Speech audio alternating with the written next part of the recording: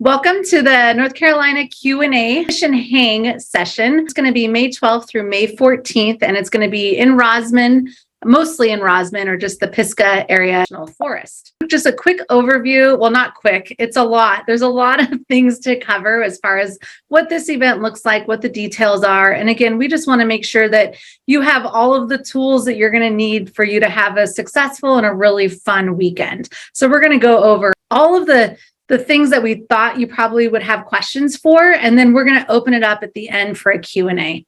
Hi, I'm Jessica Whitmire.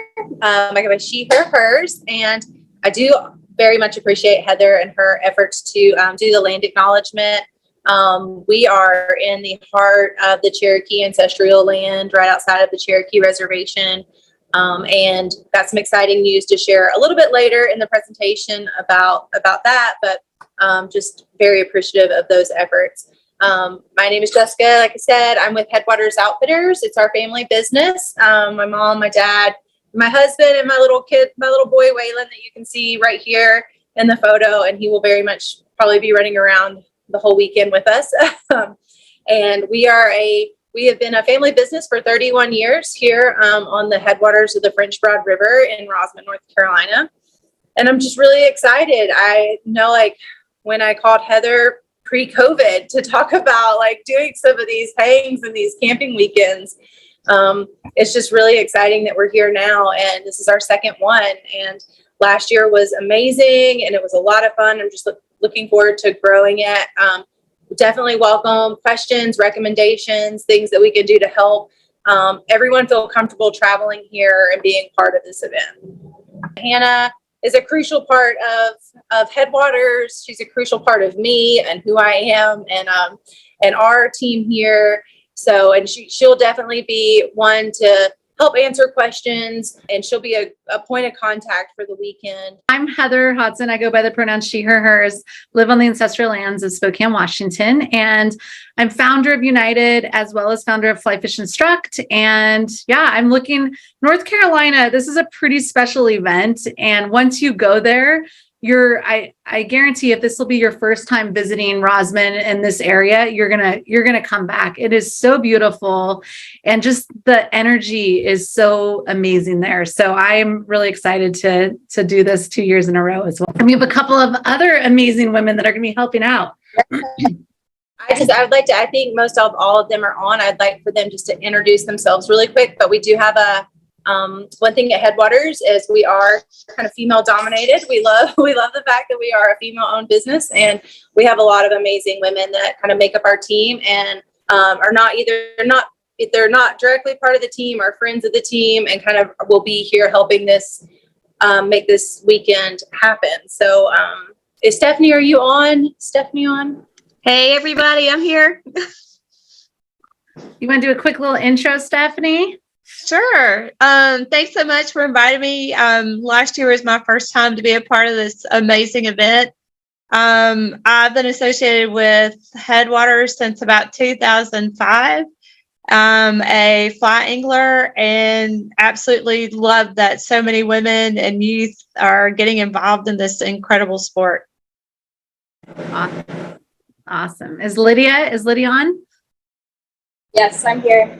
Yep, my name is Lydia Dan. I just moved to Brevard in February from Asheville. So I'm new to the team here at Headwaters, and I'm helping to run the tap room right now. So I'll be probably pouring beers to help get the party started on Thursday. And that's Thursday, right? Thursday. Yeah, Thursday. So I'll be here Thursday, and then I'll be around to assist with guiding on the river on Saturday afternoon. That's our main day, right? And Lydia has been a guide. She's been a guide in the fly fishing world for a while now. So she fits right in here at Headwaters.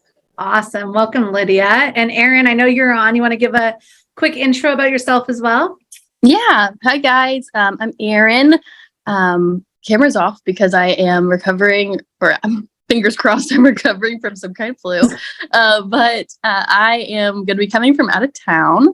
I'm from Georgia. I've been fly fishing for about 3 years now. And, regular fishing as I call it in the South for all my life, but picked up fly fishing during the pandemic. So it's been history ever since. And most of the time, if I'm not working or doing stuff and work on the side, I will be out on the lake. My other half and I just moved to Cumming, Georgia, on Lake Lanier. So we take the boat out and we do a lot of bassing these days. So I'm super excited to be back up in Brevard and Rosman for another year. Got involved with the Headwaters crew through friends, I guess. And they're like my second family, my home away from home. So I'm excited to be back in May to see everybody and help out on the river. We our Pisgah area women's fly fishing is our women's group in this area. Debbie Gillespie, who is a local guide at Davidson River Outfitters, and myself kind of came together and helped form this group, and along with Hannah and Stephanie that's on helps us out a lot. We try to organize some educational opportunities. We focus on fly tying in the winter. We do some fly tying. We do some 101 classes, and really it's more of we really try to be more of we're a Facebook group and Instagram kind of platform to help women in this area connect. And we do try to host some events where women can meet face to face and, meet the fishing buddy, and just help answer some questions and help anyone in the Pisgah area along their journey and navigate their journey through fly fishing. Awesome. And one thing I didn't state is that it is being recorded. It will be uploaded onto our YouTube channel as well. So the United Wildlife Fly YouTube channel. So if you want to go back to where the fishing portion was or the area or whatnot, but this PDF of this whole entire presentation will also be available. So then we'll make sure that it has clickable links. So I'll make sure that I add the Facebook group link onto this. So if any of you are in the area or even traveling through and you want to connect with some other women in the area, feel free to reach out to the group.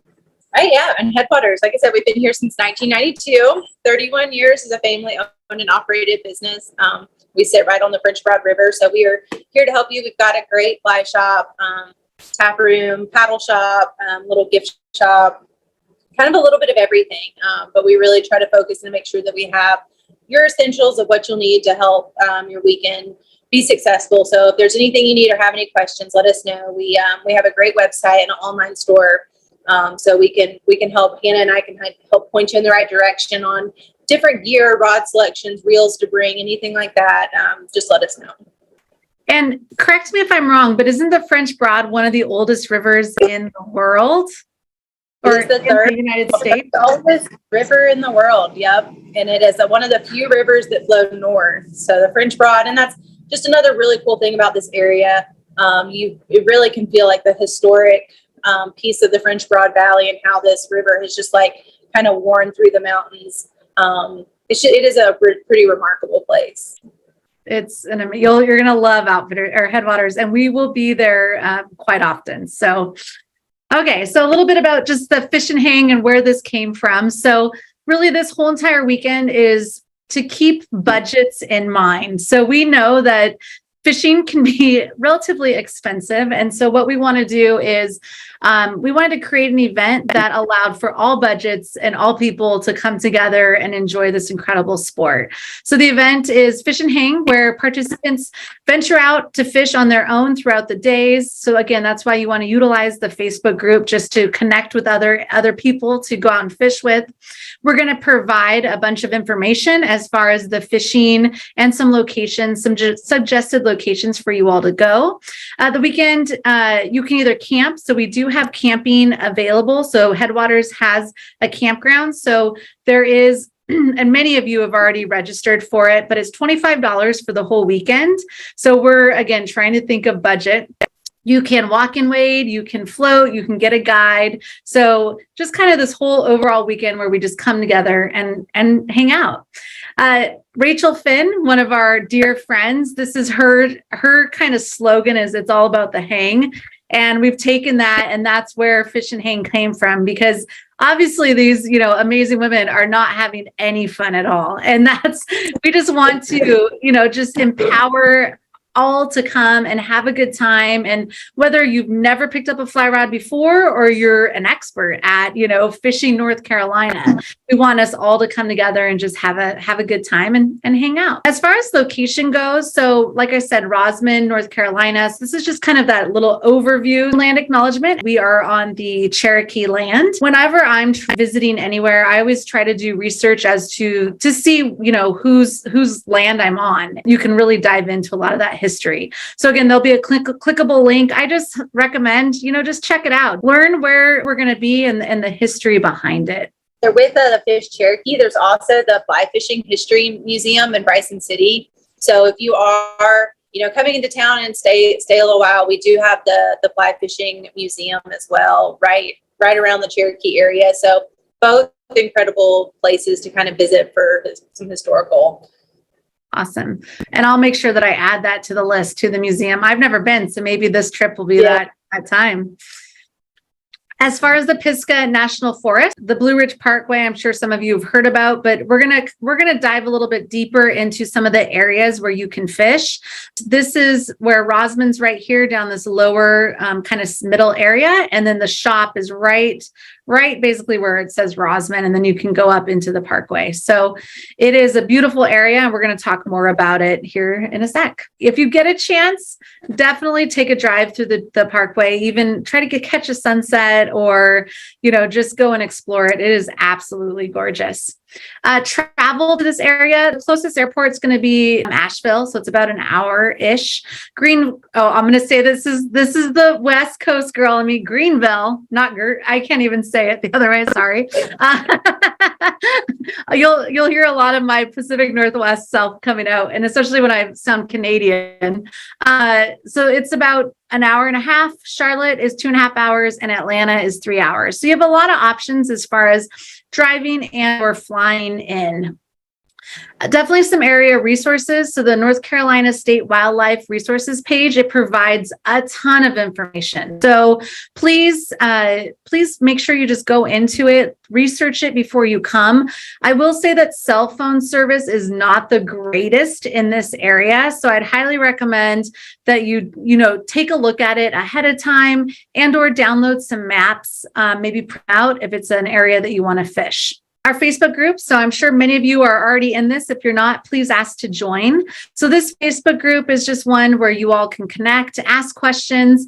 And the Facebook group will be kind of once the week of the event. This is where we'll be posting a bunch of information.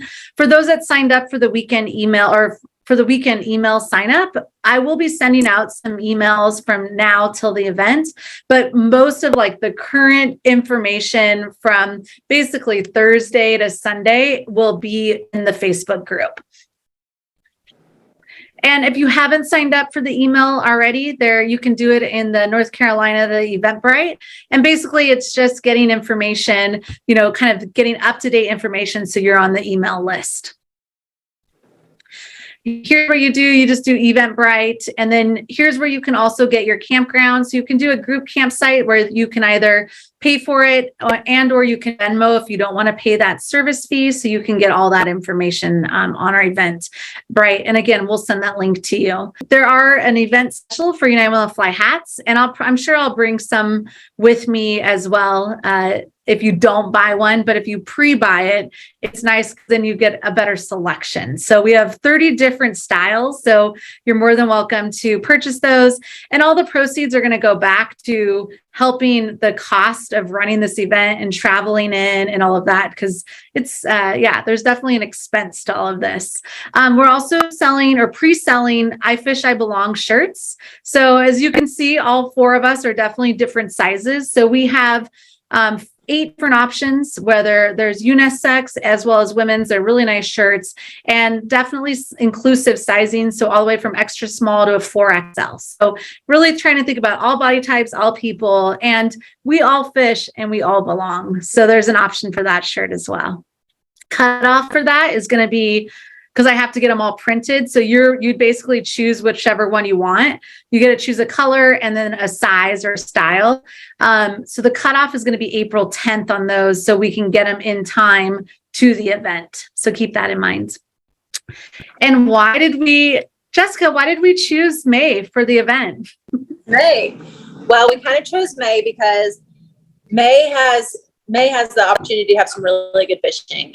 We have a little bit of everything in May, from dry fly fishing to streamer fishing, nip fishing. May can really be a mixed bag of a little bit of everything, but it's a really consistent month for good fishing, and it's not completely summertime here, so our area is not super busy. So June, July, and August gets pretty busy here, pretty packed, especially in the rivers and the, people tubing or splashing, camping, enjoying the great outdoors, which we love. But for fishing, we like to kind of hit that earlier May month because it's not too busy yet. So we're excited about May. And again, we have, right now we're having a little bit of a low water year. We've not had, like significant rains. A lot of times in February, we'll have a couple floods. I say floods like in a negative way, but not bad floods, like high water. We haven't really had a water column filling rain yet where we've seen significant floods. So it's lining up for May to be, if it stays like this, pretty good dry fly fishing. If not, if we do start getting some rains in April, the nymphing and the streamer fishing will be on. So definitely bring your rain gear though, because May is a time for rain in Western North Carolina. And we definitely got rain.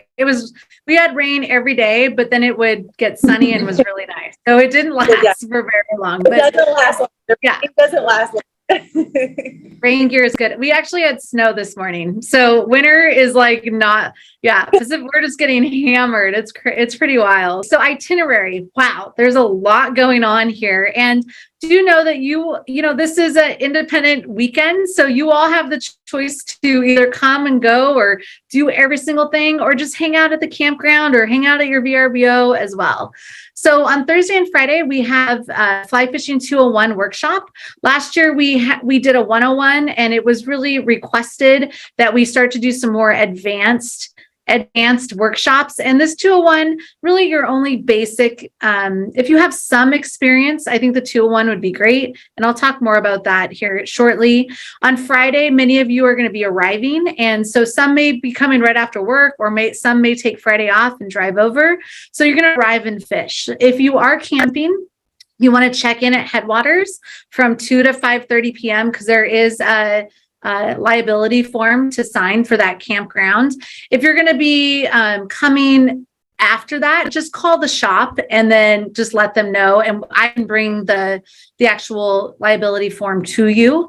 6 p.m. we're going to do fishtails and a camp hang time. So where you just come, even if you're not staying or you're not camping, you're in a VRBO or whatever, just come to the campground, bring a camp chair. There are some picnic tables. So if you are flying in, you don't have a camp chair, that's okay. But just come and hang out. There'll be a fire and it'll just be a good time to get to know each other and meet. Saturday, some of you are taking the independent workshop, the independent angler workshop. This is actually from 8 a.m. to 12 p.m. And the reason why we did that time, I know it's kind of early, but partly is because Headwaters will have available guides for an afternoon. So if you take the workshop and you're like, oh, I just want more on water, then you can hire them for an afternoon as well to continue that education. 6 p.m., we're going to have an evening at Headwaters. So Headwaters has hired, and actually, Jess, you want to talk? I'm kind of going ahead of myself, but do you want to talk about Saturday? Yeah, so Saturday, I know if you were here with us last year, we had a local musician, Jen, came, and we had some great music and stories by the fire, which I love. I just think that you can't sit around the fire and sing songs and talk and share stories too much. I just think it's one of the coolest experiences. So we're going to plan on doing that. We'll have some live music. We'll have the campfire going. We'll have a share circle. We will have a food truck. I know last year we did like a catered thing. We are changing that up just a little bit because it was just a lot of work and we felt a little rushed and where we couldn't all really sit down and be together as much as we wanted to. So we will have a food truck, and there's actually going to be 2 food trucks here that day, and one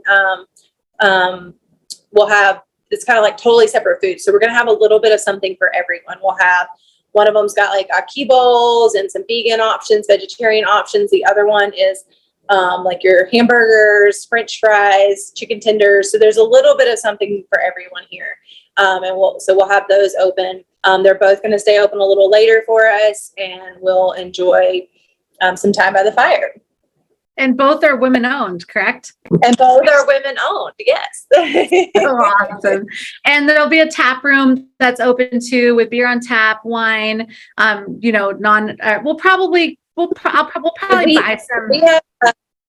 We have a whole selection of non-alcoholic teas, kombucha, however you want to say it, because that's one of those words that I never say the same way twice. We have non-alcoholic. We have several great non-alcoholic options on top of a full wine, beer, local beer, soft drinks, and all that stuff. Yeah. But you're welcome to bring your own drinks in as long as they're not alcoholic. So if you want to bring your own drinks, your own little cooler, your own little picnic lunch, you're welcome to bring anything you want in, and we'll be over by the river. We have a big space over by the river we can all hang out at. Awesome. And that's kind of definitely just the history and the culture of Appalachia, right? Just like the share circle, the time, and it's cool to just immerse yourself within a bit of the culture too. Yes. Yeah. Cool. So that'll be Saturday evening. Sunday, fish and depart. So camping is available for those who want to depart on Monday. So if you've had so much time, so much fun, and you don't want to leave. And then, I've heard, rumor has it that the sunset at the Frying Pan Mountain Lookout Tower is pretty amazing. So, that might be something that people want to put on their list. And then Monday, depart. As far as check-in goes, again, just check into Headwaters and call them. You can just look them up on Google them and just call them if you're going to be after 5:30. Your camping list. So don't forget a tent, sleeping bag, air mattresses, water. So there is no potable water. So you want to bring your own water, your own food. We'll have a communal stove for you if you want to. Hopefully, I can convince Angie to give me some more coffee. No, but we'll have coffee too. We'll provide coffee and everything there. So there'll be coffee, and bring a headlamp, a camp chair, and some bug spray, because you just never know. It wasn't buggy last year at all, but again, you just never know. As far as meals go, so you're on your own for all meals. If you want to bring an appetizer to share at the campground on Friday, that'd be awesome, but not required by any means. And then Saturday, again, we'll be gathering with the food truck options that are women owned. So it's cool to support local and support and empower women. And as far as education, so there's a lot of different educational options, and there'll be opportunities throughout the entire weekend. So if you have a question about how you want to set up a leader, or how to tie a knot, or asking what flies to use, please do not hesitate to reach out to any of the co-hosts, but also to any of the women too. And sometimes that's the best way to learn, is to look at each other's fly boxes and everything. But if you need any help, please do not be shy to ask. We do have a couple of structured courses that I'll quickly talk about. So there's a women's fly fishing 201 workshop, and this is really kind of geared towards the advanced beginner to intermediate angler. So our goal is to really strengthen all of your skills on the water and off the water. So we're going to dive and kind of get a little nerdy as far as entomology goes. We're going to have a ton of practice with different casting, specifically roll casting and sidearm roll casting, shooting roll casting, because anybody that's fished in North Carolina knows that you don't really have the opportunity to do a pickup laydown. So lots of roll casting will be in your future. So it'll be 4 hours of classroom, lunch is provided, and then you're going to have 4 hours each day on the water for on-water guided instruction. So it's 8 hours of guided on-water instruction, 8 hours of classroom. It's going to be a phenomenal course. And then we have our independent angler workshop. So this is just 4 hours. It's Saturday morning. So let's say that you are coming in and you have some experience, or let's say you have no experience whatsoever. So that's kind of where this course is. It's going to be all classroom. We're going to mix it up between knot tying, lots of casting, as well as a classroom portion. And we'll go in and out outside. And You also included in this will get free access to the Fly Fishing 101 online course, as well as reading water, just so you're more prepared.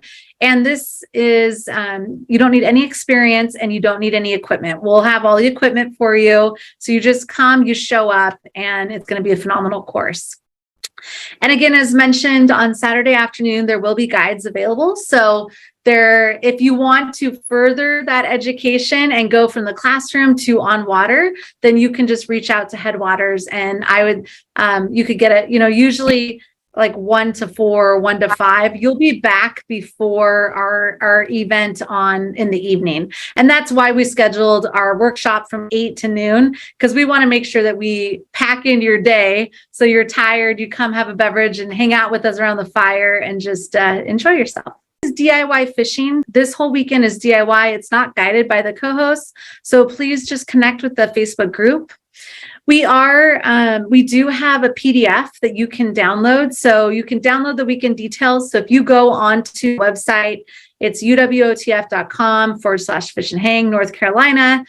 You can click on where it says click here for weekend details. So that is an updated PDF, and you can print that out, and it has all of this information that we're talking about as well. And I would suggest downloading it before you come in for service. And if you don't want to print it out to save some trees, that's okay. But to take some screenshots of the pages that you feel are really important, and then just heart them or put them in an album on your phone so you have it just in case you can't access it, just because the service can be a little spotty kind of in this area. As far as fishing licenses go, you are required to have a fishing license. So there is a link in that PDF to get your fishing license. Is there anything special, Jessica? No stamps or anything, correct? Or there's no stamps anymore, but I do want to make sure that everybody gets the inland fishing license and not the mountain heritage. The mountain heritage is for specific streams that are not necessarily in our area. So you definitely want to get the either resident or non-resident inland fishing license. There is a short term, which is 10-day, or an annual option. But please don't get the mountain heritage. It is cheaper, so it's enticing when you get to that screen to click on the mountain heritage and think that you're good to go. But it will not be good for everywhere. So make sure you get that inland fishing license. Perfect. And we'll make sure that we have that included in the PDF, as well as we'll post it in the Facebook group too. So that way you have all of that. You have that resource. Regulations, here's a bunch. I'm not going to go through this slide, but at the end of the day, regulations are there to protect the fisheries.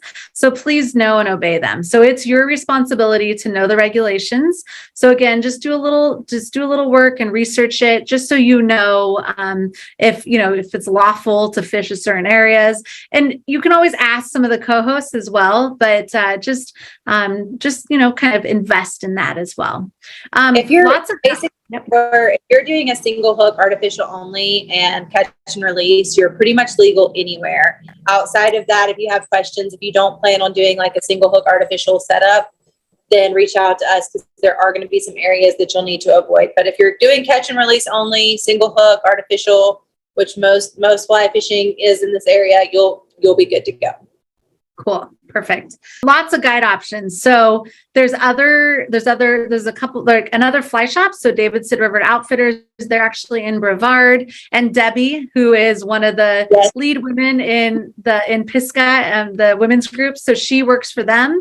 So reach out to Headwaters, Davidson River Outfitters, Brookings Anglers. So there's a lot of different guide options. So yeah, if you're coming into this area, if you've not been with us before, or if you're new to Western North Carolina, the one thing that we are known for in the fishing world is our diversity.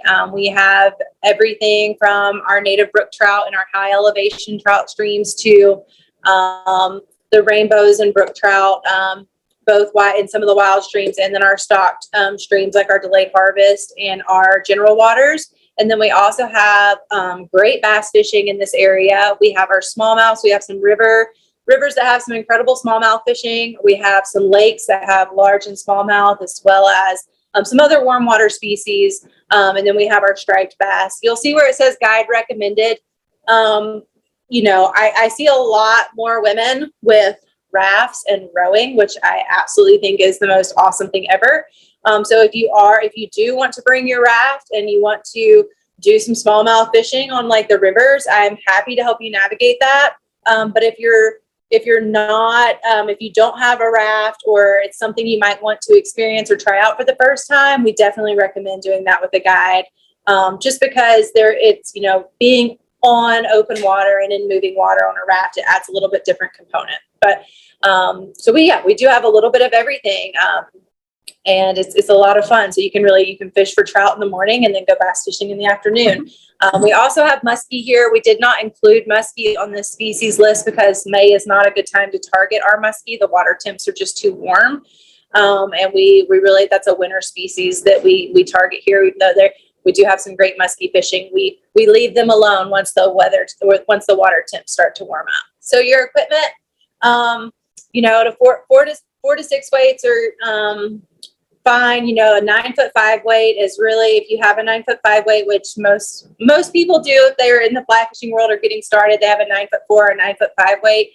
That is perfect for around here. If you do have some smaller creek rods, like the little butter sticks or some smaller 6 foot, 7 foot rods, I do recommend bringing those as well. A 2 or 3 weight, because we do have some areas where you might want to go that will be some fun wild water, and having a shorter rod will pay off. But for the most part, 9'4" or 9'5" weight is going to do just fine. The Way Forward floating line is really going to do everything that you need for the weekend. Depending on water conditions, sink tips and all that might come into play. But, if that's the case, we would be able to tell you ahead of time. And we'll post in that group if there are some high water levels where we feel like, hey, you might need a sink tip. It's just not really, if you're really targeting trout, and you're waiting, it's just not something you're probably necessarily going to need again. A lot of times if we're needing those conditions, it might not be safe for waiting. We might be doing some other things, getting creative on floats or something like that. Your leader setups, 4X to 6X, tippet, all that is great. If you're planning on fishing the Davidson, that's going to be your most technical, and we'll go over that here in a few minutes, but that's going to be your most technical leader setup, where you're going to really want to, probably in May, again, if the water level stays a little lower, have a little, sometimes that 6X, even 7X is what we have to get down to hit those kind of spookier fish. But for the most part, again, your 4 and 5X is going to be just fine. Safety, we want everybody carrying a first aid kit, water, snacks out there, just because you are in the mountains. Things are rugged. Again, the cell service is a little spotty, so we do want you to kind of pack and prepare that if something's if something were to happen out there, you can kind of help yourself or help others that you're with as far as first aid, and of course having plenty of water and snacks with you. Yeah, like I said, always bring a rain jacket to Western North Carolina. We are a temperate rainforest, so that is just our climate. It rains, and it rains a good bit, which is great for fishing and great for our water columns. May is a wonderful time because it can be chilly in the mornings, but by 11 o'clock, it can be 60, 70 degrees sometimes. So it really just depends. Or sometimes it can still be 40 degrees. It's just, we are just in the area where it's so hard to predict the weather. So definitely bring those layers, but plan on having it where you can kind of shed those layers during the day. But a rain jacket is a must. Polarized sunglasses is a must. If you really want to get technical with your sunglasses, we really recommend the amber lenses around here. We have a lot of canopies, so you're going to see a lot of shade, and your amber lenses will help you kind of navigate that shadier, kind of overcast water. You don't really have a whole lot of full-on sun where you got a lot of glare, unless you're doing some more of those float trips, or you end up hitting one of the lakes or something. Then you might need a different pair than the ambers. Boots and waders, felt is legal here. You can do felt or rubber. We do recommend, please, I'm really cautious about this with all of our clients and anybody traveling, just to wash all your gear before you come. We want to protect our water. We want to protect any invasive species. So, before and after any trip, you should just be cleaning all your gear. So just kind of wash those boots and waders, and when you're done, before you travel home, just rinse them back off. We will have a station here, a dip mow cleaning station here set up. So after you're done fishing, you can always dip them in our cleaning station and take care of that. Places to fish. So Hannah put this together. I cannot take credit for this piece. Hannah did a great job putting this together last year with the kind of the difficulty scale, with 1 being the easiest and 5 being the most difficult. So when we're talking about the difficulty scale, we're talking about like kind of angling difficulty. We're thinking about like overhead trees, the tightness of the rivers, and also the wading difficulty, because we just don't want to send somebody somewhere where they might not have the balance or the coordination. We're all on different scales. There are some, we just want to send people where they feel comfortable going. So on our places to fish, if you'll see the number beside it, that is what that means. So for example, the Davidson River, where the Davidson River does have some places where wading is actually fairly easy. The difficulty level of fishing the Davidson can be pretty up there, because a lot of times you're having to move a lot. You're not really able to just stand and fish in one spot. You're needing to kind of move upstream. The fish are a little spooky, so as soon as you spook one hole, you're kind of having to wade upstream and hit another hole. You've got a lot of overhang. You have a lot of tight spaces. There's a lot of undercut banks on the Davidson, so a lot of times those fish are sitting in like places that are just a little bit more difficult to cast to. So that's why the Davidson is rated a F4, just because it can be a more difficult river to fish. They are the trout there are very educated, but there are different sections of the Davidson. So know that there's a general section. On the lower end, there is a general water section that is stocked by the state that has some easier access. And then above that general section, there's a lot of wild water. There is it used to be fly fishing only. It is not fly fishing only anymore. It's just single hook artificial catch and release only water. And that's where really that difficulty piece really starts coming into play. The East Fork of the French Broad River, pretty easy fishing as far as access goes. However, that is a place that can be really popular. So it's definitely somewhere, if you're planning, come early. You want to get your spot out there. It can be that, and Little River, they can both. Little River doesn't have as many people that tend to fish it, but the parking lot fills up pretty quickly. So those are just places that are a little easier access, but you definitely want to plan on going early to get in there before the crowds start to come. The north and south mills of the north and south of the Mills River. The North Mills River is the delayed harvest stream. So that is stocked by the state. It's catch and release only through June. So it's a little easier fishing. The South Mills is wild water. And that's going to take a little bit more hiking in and a little bit more research. So any of these wild water areas that you're wanting to get into, we definitely recommend going with a buddy, doing some research, making sure you've got your maps and all that, just not really heading out without having a good plan in place. Because those are the places where there is no cell service, and you don't want to get out there and kind of not have your bearings. Avery's Creek is a tributary to the Davidson, a great spot. The Davidson River Gorge, if you're interested in doing some gorge fishing and really hiking in and doing some backcountry, I would reach out to Hannah or myself and let us talk you through a couple options, just because we want to put you somewhere that, again, we want you to know exactly where you're going to go in and where you're going to come out, and kind of have a game plan together. So that is definitely more of a difficult as far as getting in and getting out. And then the hatchery section of the Davidson, like I talked about earlier, that's a little bit easier wading, not necessarily difficult wading, but the fishing is more difficult. Just quickly, I wanted to throw this out there. We are in the land of waterfalls. That's what Transylvania County is known for. We have over, I think it's, Stephanie might know this more than me. So Stephanie, if you chime in, how many waterfalls do we have in Transylvania County? 325.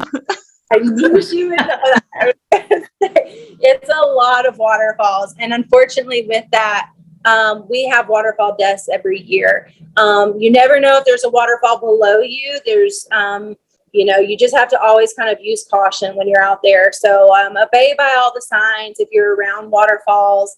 The best view from the waterfall is below it, looking up at the waterfall, and not on top. So some people think they need to get to the top to get that Instagram shot, but it is a deadly shot. Unfortunately, it has been deadly for some people. So just make sure you're very careful when you're out there, and you kind of watch those warning signs when you're out in the national forest. And some of it's national forest, some of it's in our state parks. We have waterfalls. Public versus private water. And so you'll have a couple sections. There are a few sections of private water that you can get a guide for. The Davidson River Outfitters has a great section of private water. If you are interested, you can reach out to Debbie. We have 2 sections of private water. That's just areas that we lease from landowners that give our clients a place to go. They're smaller sections. Ours are pretty small, just private areas where you don't have to worry about kind of fighting the crowd. We have over 250 miles of public water in this area. So there is a ton of public water as well. But that's the main difference between the public and private water.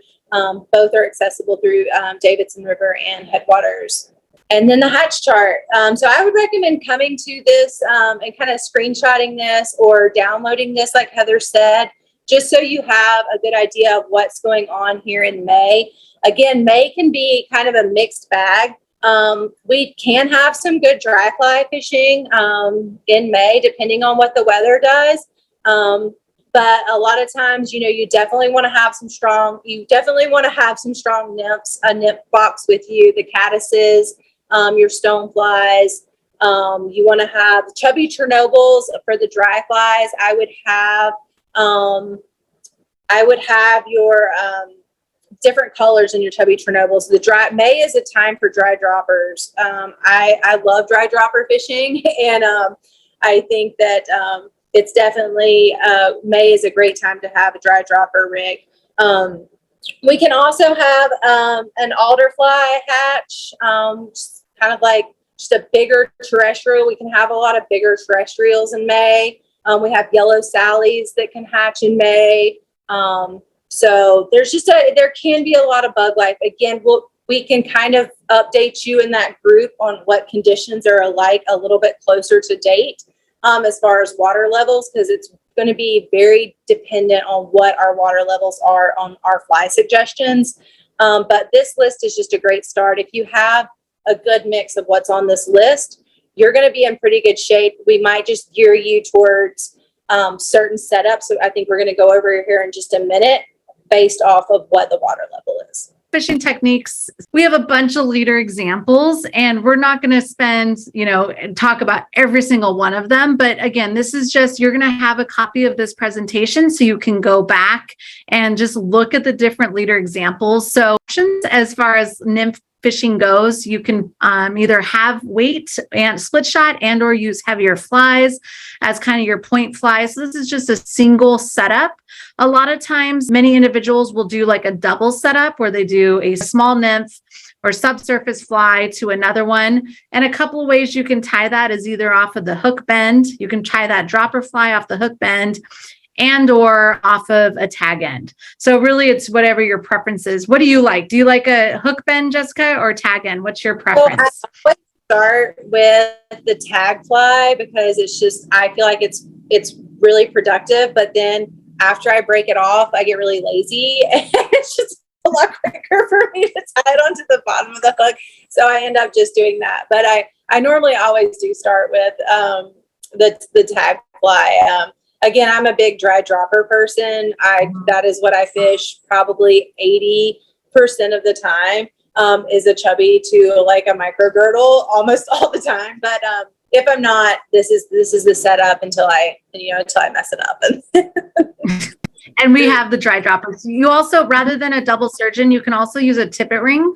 So if you tie a tippet ring onto here, so you tie it onto the end of your leader, then you're going to tie more tippet onto your bottom or your point fly. And then for your tag end, you can just tie tippet right off the tippet ring. So that's an option too. And the beautiful thing about tippet rings is that they float. So you can do dries with tippet ring and or subsurface. So kind of a good option. If you've never used a tippet ring before, just reach out to one of us and we can help you out. This is the same, just kind of showing again the two different options here. And all of these are just suggestions. So, basically it's whatever the water is that you're fishing. If it's low water, you're probably going to want to have a shorter amount of tippet. If it's deeper water, then you're going to want to have more tippet. Same goes with your indicator. In theory, they say to place your indicator 1.5 times the depth of the water. And, we all don't have depth finders when we're walking wade fishing. So if you're always touching the bottom, then you want to shorten your leader. If you're never touching the bottom, you want to lengthen it. So that's kind of like the poor person's way, the poor person's fishing fish indicator. And I would make sure like the indicators that you're using here are definitely adjustable. So if you're one that likes the stick-on pulsas or the wool indicators, I would fish like the airlocks or the Oros first until you kind of get that depth down, because you can adjust them a lot easier, because a lot of our streams do go from deeper pools to shallow riffles, and you're adjusting that length a lot. So just set yourself up for success and not just having that. If you're using a strike indicator, you don't want to be able to not move it. You can swing some soft tackles. So if you're in the middle, or it's just pre-hatch, fishing a small wet fly or soft tackle, mimicking that emerging caddis or the emerging mayfly into an adult. So that's a good technique. You can also take an indicator, put a soft tackle up in the top. So basically you're fishing this soft tackle that's mimicking that emerging stage kind of in the middle portion of the water column. And that's where those insects will be for that specific stage of its life. Or you can do just a nymph point fly down at the bottom. So you can swing a soft tackle multiple ways. As far as single dries, this is you can do a 9-foot or longer leader, double surgeon knot. You can also use the tippet ring right here too, as we mentioned, just a single dry. Here's just a dry fly or double dry fly leader. So where you have your dry fly and then you have your dropper. So it's going to be a smaller fly. Now do know that usually when you're doing that hopper dropper setup, you want to be mindful that your specific fly is big enough to hold up your bottom fly. So if you're trying to fish a size 22 brook sprout fly and you have this big, huge girdle bug on, it's probably going to pull that dry fly down. So that's why thinking about a slightly larger, more foamy bug, such as a chubby Chernobyl, and that'll really allow you to fish as a dropper, really any weight, any heavier subsurface flies. And then there are some deep, slow pools. So streamers, definitely think about that. You can slow swing or strip. Wow, I'm having, these are all like tongue twisters for me. You can dead drift and or dead jig, any of these specific streamers. You can also fish a streamer you can dead drift it and fish it under an indicator. So lots of options, a few conservation considerations, and then we're going to open it up to a Q&A. There was a question if all of the waters were barbless, and most of the fisheries are barbless, but I will say that United Way on the Fly, we are a media partner with Keep Fish Wet, and some of those science-based information and research has shown that barbs actually are the #1 injury to fish.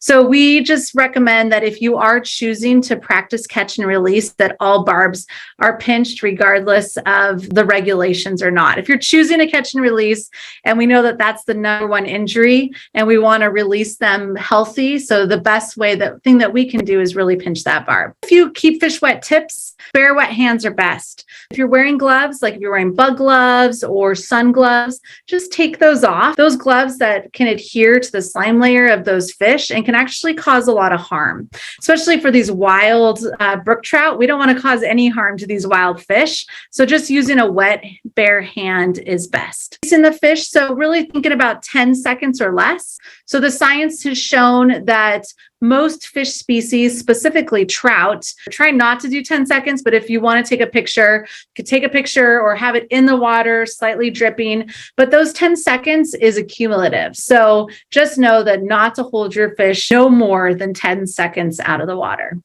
A really good indicator is like hold your breath. once you have to take another breath, then let your fish out. So that's a good kind of 10-second indicator. Holding your fish over the net, you can see this picture. You can't even see our faces. And that's why this is one of my most favorite photos, is because really the fish is the hero, right? So we don't have to be smiling in the face. Like, it's so beautiful. And having the fish just over the water, not in the boat or over rocks or in the grass, but having it over the net too. And a nice wood net is just aesthetically beautiful as well. Being over a boat, many of you are going to be just walking, waiting. But if you are in a boat, just think about that too, is, what's going to be best for the fish. And if it's safe, sometimes some of the rivers, there's really fast currents or it's too deep and you can't lean over the boat or you can't get out. And we understand that. Again, just thinking about that. Leaning down. So if you're with a new fishing buddy and you're out and you catch this awesome fish, the best photos are going to look best if you, as the angler, are kneeled down or in the water. And again, if you're physically able to do that. I know we're all different as far as how we can move. So if you can't kneel down, we understand. But the picture is going to be better if you kneel down and then your photographer kneels down too. Just that point of view, and that fish is in the water or slightly above the water. Makes for some really beautiful photos. Photograph the tails, the eyeballs, the scales, like photograph it all. Like, fish are beautiful. And some of my most favorite photos don't even have me, or they have a body part of mine in the photos. And it's like, that is the reason why I'm here, is because of these beautiful fish. Think outside the box. So many of you may kind of cringe when you see that there's a banana when we're fishing. If you don't know the wives, or I guess it's not really a wives' tale. If you don't know the story or history behind bananas and boats, ask me and I'll share that with you. But, have fun with that too. Casting photos, your friends, smiles, the adventure, the beautiful parkway, all of the things. Different casting photos. I'm a sucker for these. So loops. I mean, you can do so many other things to capture these amazing moments. COVID policy. I know we're already all like that. What's COVID, right? But I do work in the hospital. I do know that COVID still exists. We're still seeing patients that are still very sick with it, less and less, but it's still there. So do know that safety is our biggest concern. If you do have any symptoms or if you have tested positive, please don't come. We'll follow up and follow the CDC and state of North Carolina's recommendations. We know that masks, there's no more, we know all that, but I think just being mindful is important. And as far as disclaimers go, this whole event is to empower and have fun. We want to just connect. We want to make sure that everyone feels welcomed. We want to make sure that everyone feels like they have the resources that they'll need to be able to go out and go and fish. So please, if you see somebody or if you don't know somebody, say hello, make a new friend, or, ask if you can see their fly boxes. And this is what it's about. These fish and hangs are all about the hang, all about the community, and all about the connection. If there is any drama of any kind, Jessica and I do not put up with that. And we will quickly put a kibosh to that. So we hope that none of that happens, but if there is something that happens, please reach out to myself or Jessica directly and we will take care of it. So that does not fit within this format. Contact information, I would say first would be to utilize the Facebook group. So many people have went to last year's that they can help answer the questions. Jessica, myself, Hannah, all of the co-hosts, we're also adminning it. So we are also looking out for the questions and adding you into the group and all of that. You can email me at info@unitedwillandfly.com. You can email Jessica at Headwaters, or you can call Headwaters and Jess, ask for you or Hannah. Is that probably best? Yeah, that would be perfect. Cool. But I'd say utilize the Facebook group. Most of that information, plus the website, Carolina Fish and Hang website, that has all of this information as well as the PDF weekend attachment. So I'm going to stop my share and Yeah, I was just going to mention too that if you're missing any kind of flies or any type of gear, all of that's available too at Headwaters. They'll have all those flies, and I'm sure the guides, Hannah and Jess, whatever, can walk you through the shop and you can pick out what you need there as well if you don't want to tote those with you. yeah, that's a great, like I always because sometimes there's the local fly that works that just I can't get where I'm at, So what was what's the Darth Vader? Or isn't there a little shady, like an M&M? I don't know. There's all these. Don't talk about my secret fly. Yeah, like my fly shop doesn't even carry those flies. So that's a great point. Thanks, Stephanie. Hi, Annie, you have a question? Yeah. Hey, this is so great. And I'm so looking forward to this. But I've got two questions and they're kind of logistical. Yeah. I bought my tickets a month or so ago. And when Eventbrite sent me the information, they sent me like the whole itinerary, but I know I didn't choose everything and I can't remember what I chose. So is there a way for y'all to divvy it up and show me what I chose? Because now I might buy the things I did because now I'm so excited, right? Annie, I have this mega spreadsheet of so many details. So I'll send you a private message and I'll share with you. Yeah, I've got you covered. Great. I knew you would. And I knew you were a spreadsheet kind of gal. Yeah. Oh yeah, so the second question in that is, it looks like the Saturday afternoon is free for us to do stuff. And Jessica, you mentioned going to different rivers. So how will you kind of be like saying, Davidson over here and, Tuckasegee over here? How will that happen? So you just basically, what I would do is look at what we just went over and the sheets from this presentation and like get a map out and see which ones the Davidson, the East Fork and the Mills River are kind of closest to our area. Right. And which one you feel the most comfortable with and maybe which one you feel most comfortable going to. I will say the East Fork of the French Broad is the closest to the shop and the one that we can kind of help navigate you towards the easiest. Then the Davidson is not too far from here as well. The Tuckasegee is a pretty good haul. And I don't think that's even on your list. I just said it. Yeah. It's not a bad one to hit at all. It's a great river to hit while you're in town, other than just we want people to like look at that map and see like drive time and consider drive time, because around here, even though it seems like it might only say like 20 miles, it might take you a lot longer to drive that just because the roads are windy. And so definitely check out, kind of make a plan on which river you think you want to go to and see where it is in relation to where you're staying and where we're at, and do what you feel most comfortable with. And then if you have any questions like, hey, am I going to the right spot? We are happy to say yes. This is a great plan. Or, hey, maybe instead of this plan, maybe you should hit this river. We're definitely happy to help with that. Thank you. And Annie, I see that you're camping and you're in the Independent Angler course, the workshop. So I would say probably on Saturday, there's others that are going to be in that same boat that are also taking the Independent Angler workshop. So it might be really cool for, you all, or you split up, or you find a buddy from that workshop and you choose a place to go and then, utilize those skills. So that's what I would say. Or go in the Facebook group and be like, hey, I'm in the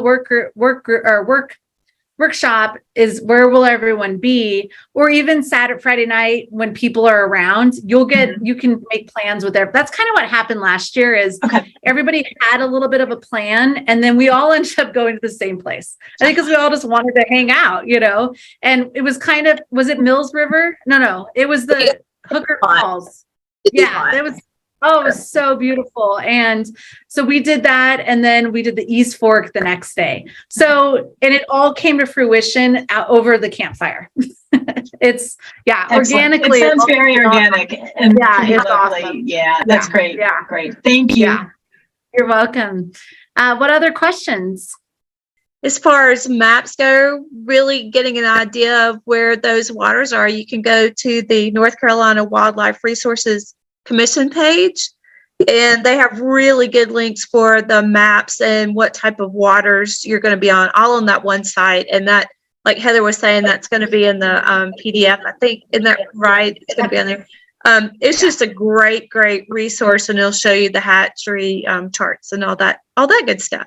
Is there any reading materials or books you recommend for this specific area? I had one recommended to me called the Southern Appalachian Fly Guide. Yeah, it might be me and Lydia because we're sitting next to each other.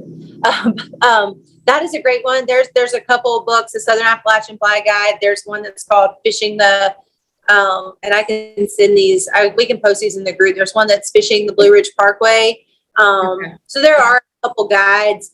I would definitely make sure that you're using that guide in correlation with NC Wildlife, because some of those, I don't know them off the top of my head, but a few of those are a little outdated. So some of the streams have maybe changed and might have changed regulations. So if you do see one in that book that you're like, oh, this looks like a great spot, I would just double check it on the NC Wildlife page just to make sure that there's not been any regulation changes or anything like that. But yeah, they're both great books that I think you can get online fairly easily. Okay, thank you. They're great. We have like little tiny, they're just like great little waterproof foldable maps that are like river specific on our website. So that's shop Headwaters Outdoors. And you can see like the Upper French Broad, the Davidson, and those are updated every year or every 2 years. So those tend to be a little bit more updated, and they're great resources as well. And they have like a hatch chart on the back. One thing, I kind of skimmed over the camping portion of it too. So when you go into the campground, we'll have a pin for you. So you'll come in, you'll go through a gate, and then it's a big open field. There's like 4 or 5 spots close to the water. And I would say, because right now we have 11 different people that are going to be camping, so you might be sharing a campsite with somebody. So just be aware of that. There are picnic tables throughout. There are some fire pits.